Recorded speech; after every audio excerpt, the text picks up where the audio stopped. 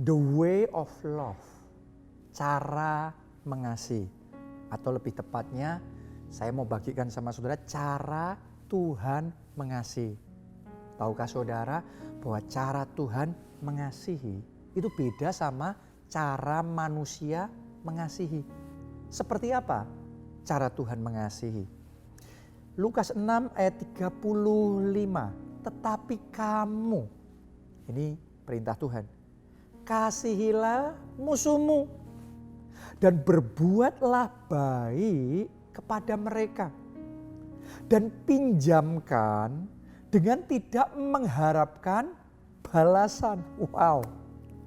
Maka upahmu akan besar dan kamu akan menjadi anak-anak Allah yang maha tinggi.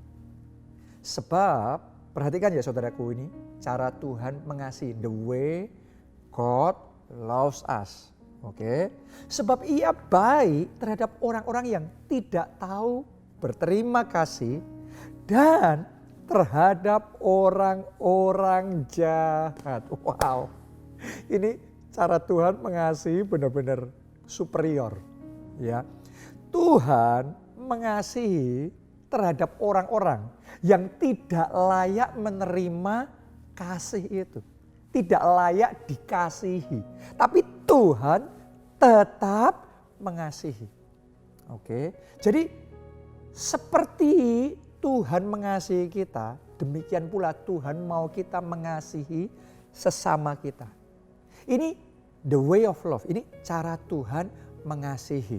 Ya, Tuhan mau kita juga mengasihi musuh kita. Bukan cuma mengasihi teman kita. Tuhan mau kita berbuat baik sama orang-orang yang sudah berbuat jahat sama kita. Bukan cuma buat baik sama orang yang baik sama kita loh, ya, tapi juga sama yang jahat. Tuhan mau kita memberi pinjaman dan tidak mengharapkan balasan. Wow, di zaman sekarang mana mungkin yang kayak gini, mungkin Anda berpikir seperti itu. Tapi itu yang Yesus katakan, itu yang Yesus ajarkan. Ya, konteksnya kalau di dalam keluarga kita, di rumah saudara mungkin, ya, pasangan saudara mencuekkan Anda, tapi Tuhan mau kita tetap perhatian sama dia. Oke, mertua saudara ngomongan sama saudara dengan nada tinggi, tapi yang Tuhan mau kita balas ngomongnya dengan nada yang baik, dengan sopan dan dengan hormat. Oke, ya. Jadi Tuhan mau kita punya standar yang berbeda dengan standar orang dunia mengasihi. Tuhan mau kita mengasihi orang-orang di sekeliling kita seperti cara Tuhan mengasihi. Dan jujur saudaraku, ini bukan hal yang mudah. Ini satu tantangan yang besar sekali buat kita. Secara teori bicara seperti ini itu mudah.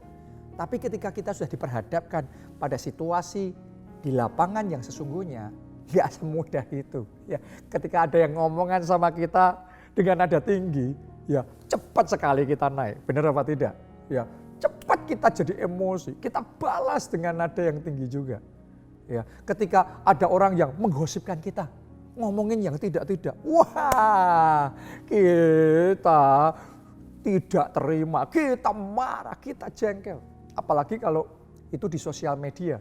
Ya, kita dicaci maki, kita dituduh yang tidak-tidak. Mungkin saudara akan ganti balas di sosial media juga, ngomong ini itu dan lain sebagainya. Jadi tidak mudah. Ini satu tantangan yang besar untuk bisa mengasihi seperti Tuhan mengasihi. Nah, itu sebabnya Tuhan mau melatih kita. Tuhan mau memberi kita kesempatan-kesempatan supaya kita bisa belajar, berlatih, berkembang, akhirnya berhasil. Ya, jadi jangan heran dalam hidup saudara ada momen-momen Tuhan izinkan Anda menghadapi itu supaya apa? Supaya kita berlatih mengasihi sesama seperti Tuhan mengasihi. Saya juga mengalami hal yang sama. Ya, suatu sekali ada orang yang menuduh saya yang tidak-tidak, dan ada orang yang menghakimi saya dan berusaha mempermalukan saya di depan banyak orang. Ya, saya ketika mendapat kabar itu, Ketika saya mendengar berita itu, spontan saya marah. Spontan saya tidak terima. Ya apalagi darah muda ya, jadi langsung emosi, jengkel, marah, rasanya mau bales. Tapi saat saya berdoa, tiba-tiba Tuhan ngomong sama saya, kamu ampuni. Ampuni orang itu. Ya, sampai di satu titik, ya sudah, saya bisa mengampuni orang itu. Tapi ternyata saudaraku, kalau Tuhan sedang melatih kita itu amazing, luar biasa. Tuhan bukan suruh saya cuma mengampuni saja. Tuhan suruh saya datang sama orang itu berbesar hati demi kebaikan tubuh Kristus, demi kebaikan semua orang. Saya disuruh Tuhan merendahkan hati walaupun gak salah tapi minta maaf. Kalau kita salah, kita minta maaf itu gentleman. Tapi kalau kita nggak salah disuruh minta maaf, saudaraku nggak gampang. Ya, nyangkut reputasi, nyangkut nama baik. Nanti kalau kita minta maaf terus kita dicap, kita ngaku salah gimana? Ada banyak pertimbangan ini itu dan lain sebagainya. Tapi Tuhan suruh saya ngelakuin itu. Jadi itu perang batin di hati saya. Tapi sampai di satu titik saya menyadari dan saya mengetahui taat sama Tuhan itu mendatangkan anugerah yang besar di dalam kehidupan kita. Jadi walaupun gak gampang, walaupun itu harus mengalahkan ego, mengalahkan kedagingan saya, mengalahkan perasaan saya ngomong sama Tuhan, ya Tuhan, aku mau taat. Saya siapkan hati saya datangi orang itu dan saya minta maaf. Saudaraku, dan seperti yang sudah saya duga, karena saya tahu jenis orangnya, tipe orangnya, ya, waktu saya datang saya minta maaf, bukannya disambut dengan baik, oh ya sama-sama, bukan, tapi diinjak-injak malah, disalah-salahin, dicaci maki. Saya selama sekian waktu, wah dikata-kata yang tidak-tidak. Dan karena saya sudah menyiapkan hati saya cuma diam dan saya mendengarkan. Ya, saya diam dan saya menerima itu. Ya, sampai di satu titik setelah dia puas, akhirnya bisa selesai dengan baik. Yang penting kita mau tetap rendah hati, kita mau tetap minta maaf, kita mau tetap berlaku dengan baik, ya. Akhirnya singkat cerita masalah selesai. Akhirnya semuanya bisa dikelirkan, akhirnya semuanya jadi baik lagi, ya. Secara manusia saya kalah. Secara manusia seolah-olah kok saya diperlakukan gak adil, gitu. Tapi saya mau ngomong sama saudara, ketika kita belajar ngikuti Tuhan, mengasihi sesama kita seperti Tuhan mengasihi, Tuhan itu akan menepati setiap janjinya. Tadi di Lukas 6 ayat 35, saya bacakan sekali lagi ya, apa janji Tuhan di situ. Kamu kasihilah musuhmu, berbuatlah baik kepada mereka, pinjamkanlah dengan tidak mengharapkan balasan. Maka, nah ini janjinya, ya, ini blessingnya. Upahmu akan besar dan kamu akan menjadi anak-anak Allah yang maha tinggi. Wow. Jadi ada janji berkat yang sangat besar. Upahmu akan besar dan kamu akan jadi anak-anak Allah yang maha tinggi. Ternyata beberapa waktu, gak lama saudaraku, setelah saya melakukan itu, saya taat sama Tuhan, saya minta maaf itu. Tiba-tiba saja Tuhan bukakan, boom! Satu pintu terbuka, satu kesempatan terbuka, one breakthrough, satu terobosan Tuhan kasih. Dan itu membawa saya berlipat kali ganda, jauh lebih maju, jauh lebih diberkati. Dan saya sampai terheran-heran, Tuhan dahsyat, Tuhan luar biasa. Ternyata kalau kita itu mau merendahkan hati, Tuhan yang angkat kita itu lebih manis, itu lebih indah.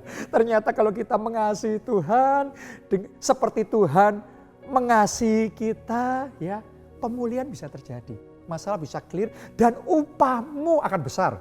Upahmu gak akan kecil, berkatmu besar, terobosanmu akan besar, mujizatmu besar, kemenanganmu besar, dan yang lebih penting dari itu, kamu akan jadi anak-anak Allah yang maha tinggi.